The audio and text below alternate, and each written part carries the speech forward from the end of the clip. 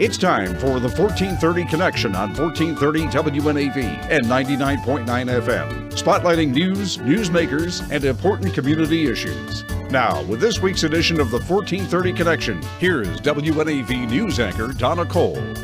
Welcome to the 1430 Connection. I'm Donna Cole. In the studio with me today is Natanya Levioff. She is the voice of Navy wrestling, and I think she's just the coolest person around. Natanya, thank you for joining me today. It's so cool that you call Navy wrestling. Yes, I do. You volunteer at the Naval Academy. You did this back in Syracuse University, where you went to school, and you've been doing this for how long at Naval Academy? Well, 94-95 was my first season with Navy wrestling, and I actually did the stats book when I first got here. And then in 2000, I shifted to being the public address announcer of Navy wrestling. And about 2 years after that, the coaches gave me the name The Voice of Navy Wrestling, and it seems to have stuck. So that is what I'm now known as. So did you, you were born, you grew up, and at the age of 5, you decided, I love wrestling, and I'm going to do it. Tell me how this came about. Yeah, not exactly. So there was a private school near where I grew up in Philadelphia, Pennsylvania. That's not where I attended school, but they had a summer day camp. They had a very large campus. And so starting at age 5, actually, so good guess there, I went there for summer camp during the summer. My parents were like, we have to put you and your sister somewhere in the summer for an extended period of time. And so my last year there as a counselor, I got to be really good friends with a couple of the guy counselors who were over the boys' bunks, and it turned out they wrestled for the school, and they became my little band of brothers. It was just my sister and me, so didn't have brothers, and they said, you got to come out and cheer us on. So I showed up for their first meet of the year. They had their own wrestling facility there, and they had 4 teams and 2 mats, and it was going to be a round robin all day long till everybody had wrestled everybody. Never been to a wrestling event in my entire life. My frame of reference was, back then it was called the WWE, so Hulk Hogan and Superfly Snuka. That's what I knew about wrestling, and that was about it. Coach saw me talking to a bunch of his, guys who were starters and needed some extra hands that day. He didn't have enough people working the tables. So the guys were like, oh, come on, Natanya, you got to help us out. And I'm sitting here going, I've never been to a wrestling match. I don't know anything about anything. However, was very involved in sports in my school and knew the clock technology that they had. So I'm like, I know how to operate this board, but I don't know points or periods or time. Coach said, just watch the ref and you'll be fine.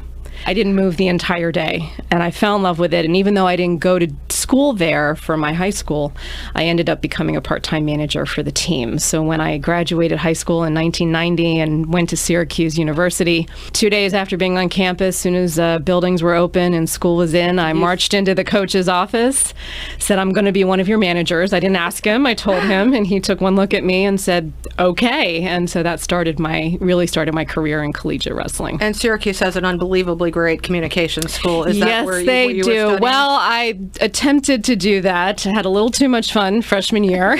So by the time I was going to transfer in and get my GPA up, that would have been a 6 or 7 year program, and that's not quite what my parents had in mind. Well, here you are anyway. So here I am anyway on the radio. So I wound up just doing political science as part of the Maxwell School. So Syracuse is also known for public affairs, renowned all over.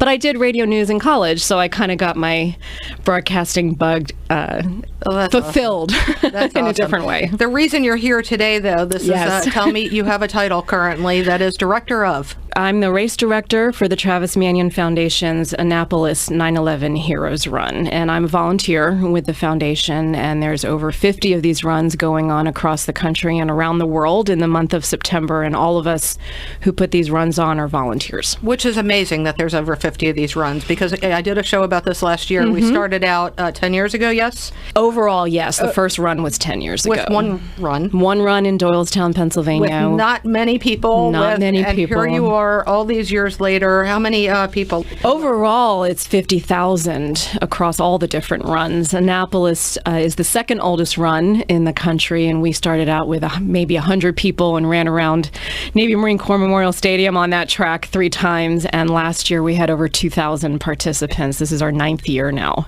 in Annapolis. So the growth has been phenomenal and really neat to see. It really is. Started in 2007 by family of fallen First Lieutenant Travis Manion as a grassroots run in his hometown of Doylestown, Pennsylvania, 300. 50 race locations, currently 38 different states across the country, unites more than 50,000 people yearly.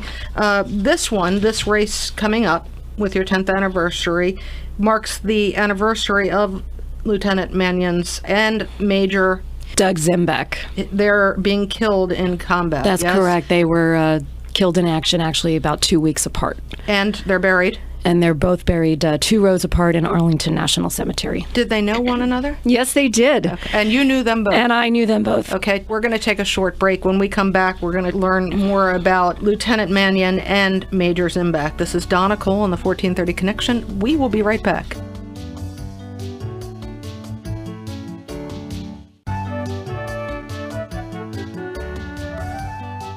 Welcome back to the 1430 Connection. I'm Donna Cole. In the studio with me today is Natanya Levioff. She's the director of the Annapolis 9/11 Heroes Run. And that is coming up on September 17th. It's held at Navy Marine Corps Memorial Stadium. You can register today. You can register tomorrow. You can even register at the gate. Is there a discount if you register early, Natanya? That timeline has kind of passed at this point. So September 17th, you'll want to be there around 12 p.m. Correct. Noon. And it goes until 4 p.m. You probably will run the race. It's a 5K? Mm-hmm. And a 1 mile family fun run and walk as well. So if you're not a runner, you can come on out and walk. And bring those dogs too. And bring the puppies. And strollers are welcome on both courses as well. There's a 60-minute time limit on the 5K, but walkers are welcome. And dogs are allowed on the 1 mile course only. Parking at the stadium is $10. How much is registration? We are, I believe right now, registration online. You can still do that through September 10th. Should be $35. If you come on run day, it'll be $40. Perfect. All right. So 10th anniversary of First Lieutenant Travis Manion, who was the class of 2004 at the Naval Academy, and Major Doug Zembiac, who was known as the Lion of Fallujah, class of 1995, being killed in combat. Within 2 weeks of each other. Within 2 weeks of each other. You were a volunteer at the Naval Academy. You knew both of them. Yes, Tell me I about did. both of these men. Wow, I don't even know where to start. Doug was a complete and utter force of nature, I think is the way really to describe Doug. Very intense, very focused, but he was also a very loving and caring man. And Doug just took over the space. And my own special story with Doug, he didn't quite appreciate the fact that I would come into the wrestling room as a young lady. That was his room. And by the way, for people that don't know wrestling, it is kind of, it's a man's sport, but it's also now very much a women's sport. Right. Women are just rocking it out on the national stage. We just had Helen Maroulis win the world championship. So it's fabulous to see women and young girls getting involved in this sport because it's just a fabulous. But early on, it wasn't so much. And not so much. And so Doug knew me. We both graduated right around the same time, within a year of each other. So because of my affiliation with Syracuse and Navy were in the same division. So that's how I knew Doug all 4 years that he went through the Naval Academy. In other words, Doug did not like Syracuse. No, I don't know about that, but Doug just didn't like ladies in the wrestling room. Okay. Let me put it that way. However, when he graduated, the coach at the time, Reg Wicks, would have an annual picnic at his house, and we would get the whole team together and families. And he pulled me aside that last picnic and looked at me and he said, "It's okay for you to be in our wrestling room." And I thought that was the absolute highest compliment just because of who Doug was. And then along came Travis and started in 1999 was his first year. He ended up leaving the academy for a little bit, wasn't sure it was quite for him. And then after a semester at Drexel University, realized, nope, that's where I'm supposed to be. His father was a Marine, and so he was able to get back in. Mm-hmm. And Doug would come back to the wrestling room. Many of our wrestlers who graduate and move on come back and they wrestle with our current wrestlers and give back to our team, and Doug Zembiac certainly did that. And there were several what I call legendary moments between him and Travis in the wrestling room, because Travis also, much differently from Doug, more of a quiet intensity and a quiet leadership, and that was what really drew me to Travis. You knew he was in the room. He wasn't the loudest personality and wasn't necessarily out there in terms of vocal, except when he was cheering folks on. But you knew he was around. He had a very quiet leadership aura about him, differently than Doug did. So they had some pretty good scraps in that room, and it was just wonderful that they were able to have a relationship. And there they were, almost 10 years apart in their time at the Academy. And when you found out this year's race is going to be, that was the 10th anniversary, was it immediate, I need to be the director? How did this all come? So I've actually been involved in the Annapolis 9/11 Heroes Run for over 6 or 7 years now. I started as the volunteer and registration coordinator, and then moved up and, quote, got promoted to deputy race director last year, and then I took over this year as race director. Our longtime race director, General Dave Papak, United States Marine Corps, better get that title right. He and his wife moved back to Pennsylvania to retire, and so Dave's no longer here in the area.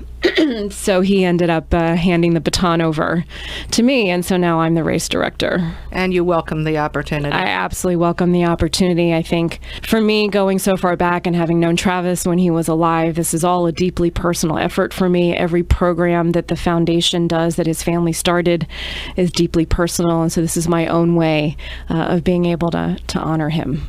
What is expected the day of the race as far as making sure these two names are heard, that people know their stories? Yeah, so we'll have an opening ceremony before we kick off the 5K. In terms of Travis, we're delighted that his sister, Ryan Manion Borek, who's the current president of the Travis Manion Foundation, will be there, so she'll be saying some words.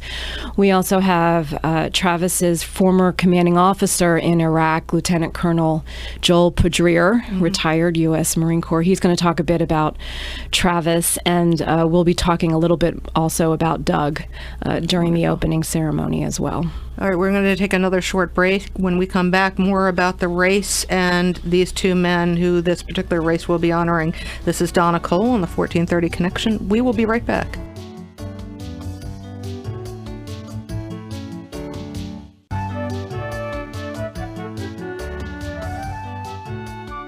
Welcome back to the 1430 Connection. I'm Donna Cole. I'm in the studio with Natanya Levioff. You're getting it all 3 times. This is great, Donna.